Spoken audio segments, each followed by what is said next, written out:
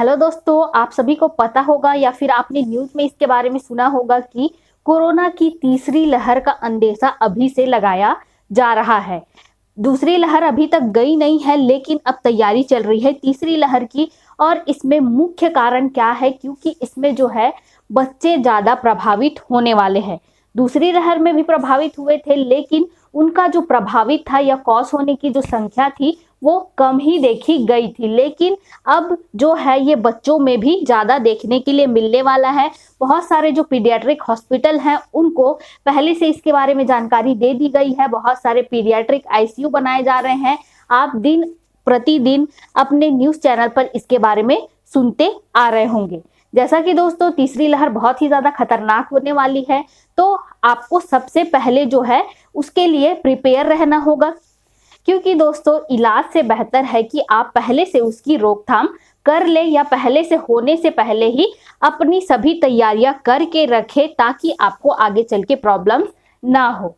दोस्तों अभी तक किसी भी देश में बच्चों के लिए वैक्सीन की जो सुविधा है वो उपलब्ध नहीं कराई गई है, या कहा जा सकता है कि ट्रायल्स जो है अभी तक नहीं किए गए हैं।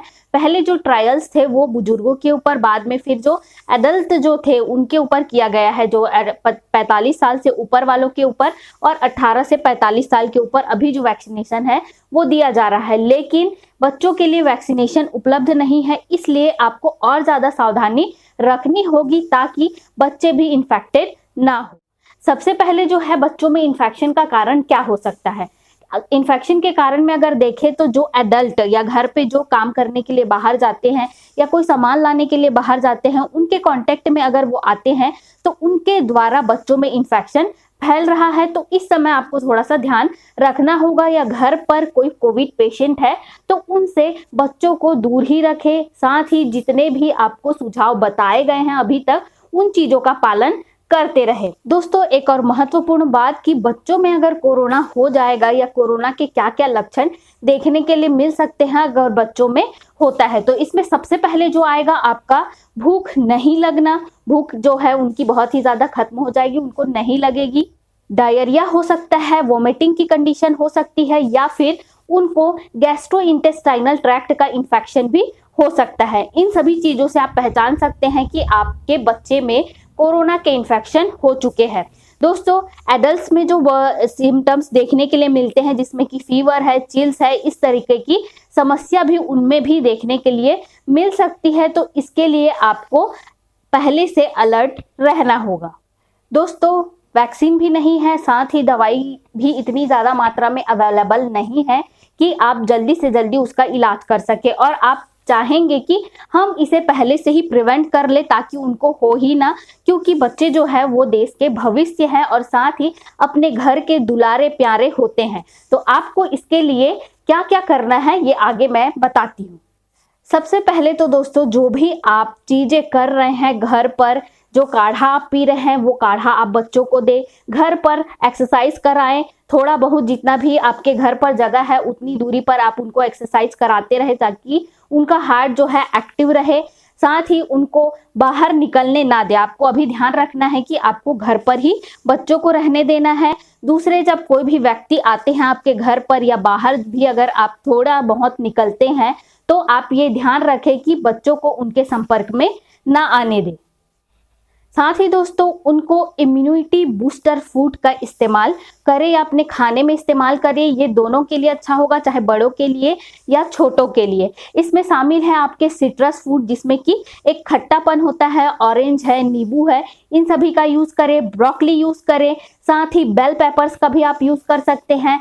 लहसुन, अदरक, जो भी गर्म करने वाली चीज़ें हैं, तेज पत्ता आप चाय में इस्तेमाल करें। तो इन सभी चीज़ों को आप कह सकते हैं कि ये इम्यूनिटी बूस्टर्स फूड में आते हैं। इन सभी का आपको इस्तेमाल करना होगा ताकि बच्चों की इम्यूनिटी है वो बूस्ट हो जाए। एक और सबसे अच्छा जो है उपाय आपको करना है कि बच्चों को आपको किस नहीं करना है या उनको चूमना नहीं है, ना ही अपने सांस से उनको इतना पास लाएं कि आपकी सांस और उनकी सांस टकराए, क्योंकि इससे होगा कि अगर आप चूमते हैं तो होठों से जो है कुछ भी चीज जो बच्चों में लग जाएगा, आपका लार निकल रहा है उससे, या कुछ चीजें जो है उनमें जा सकती है, इस बात का ध्यान रखें।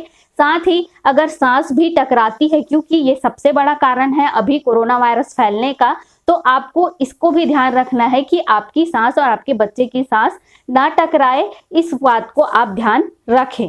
बच्चों को बिल्कुल भी भीगने ना दें, अगर वो भीग भी जाते हैं तो सर्दी जुकाम होने की हालत पे ना रखें, उनके कपड़े बहुत ही जल्दी बदलें, क्योंकि बच्चों में इसका इफेक्ट जो है बहुत जल्दी देखने के लिए मिल जाता है। घर पर जो बच्चों की दवाइयां हैं उसको उपलब्ध रखें, पैरासीटामोल की टैबलेट्स रखें, या फिर जो बच्चों के लिए रिकमेंड किए गए हैं उस कंडीशन के लिए, डायरिया के लिए या फिर लिथार्जिक के लिए, उनको भूख नहीं लगती है उस कंडीशन के लिए, तो आप उस तरह की दवाइयां अपने पास पहले से रखें। जरूरत पड़ने पर दोस्तों हो सकता है अगर बच्चों की जो ऑक्सीजन लेवल है 94% से अगर कम आती है तो आपको जल्दी से जल्दी हॉस्पिटल जाना पड़ सकता है। तो आप ये भी कर सकते हैं कि आप अपने पास ऑक्सीजन कंसंट्रेटर या फिर ऑक्सीजन सिलेंडर का एक सिलेंडर रखें, ताकि आपको उस समय तक के लिए सहायता मिल सके। एक चीज और दोस्तों, लापरवाही बिल्कुल भी ना बरते। जब भी बाहर से आए आपको मास्क चेंज करना है, आपको हैंड वॉश करना है, आपको सैनिटाइज करना है, इन सब बातों का बड़ों को ध्यान रखना होगा ताकि उनके बच्चों में इन्फेक्शन ना फैले।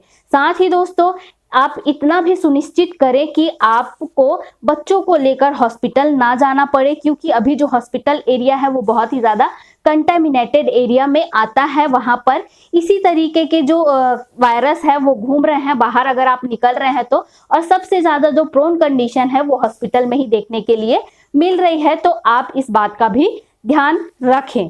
ये थी दोस्तों जानकारी कि किस तरीके से आपको अपने बच्चों को सुरक्षित रखना है, ताकि जो थर्ड वेव ऑफ कोरोना है वो आपके बच्चों को ना छू सके। आज के लिए इतना ही, धन्यवाद।